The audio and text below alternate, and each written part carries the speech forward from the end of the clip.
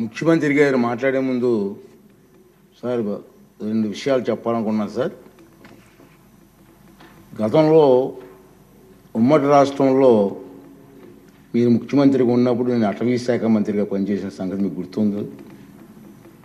అప్పుడు మీరు ఒక కార్యక్రమం చేపట్టారు, అందరికీ సంతోషకర కార్యక్రమం అది గుర్తు చేయాలని మీ సమావేశంలో మీకు తెలియజేస్తున్నాను.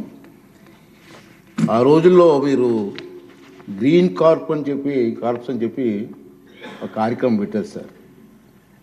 ఇప్పుడు పవన్ కళ్యాణ్ గారు ఆ శాఖలో మంత్రిగా ఉన్నారు, అటవీ శాఖ మంత్రిగా ఉన్నారు. అప్పుడు అటవీ శాఖ ద్వారా కార్యక్రమం చేసాం సార్.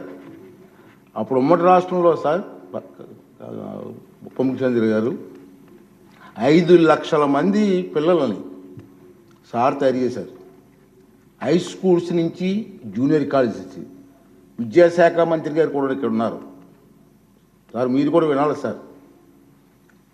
5 లక్షల మంది కుర్రవాళ్ళని పిల్లలు తయారు చేసి గ్రీన్ కార్ప్ అని పేరు పెట్టాం.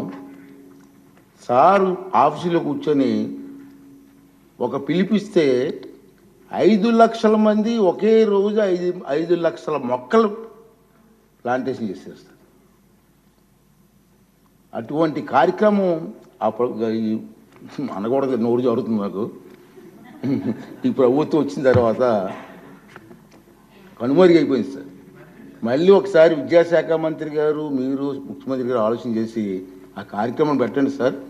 చిన్నపిల్లలు 10th క్లాస్ ఇంటర్మీడియట్ పిల్లలు మొక్కలు నాటే కార్యక్రమాల్లో పర్యావరణం మీద అవగాహన వచ్చే కార్యక్రమం మంచి కార్యక్రమం సార్. దాన్ని మళ్ళీ రివైజ్ చేస్తే బాగుంటుందని చెప్పి నా ఆలోచన సార్.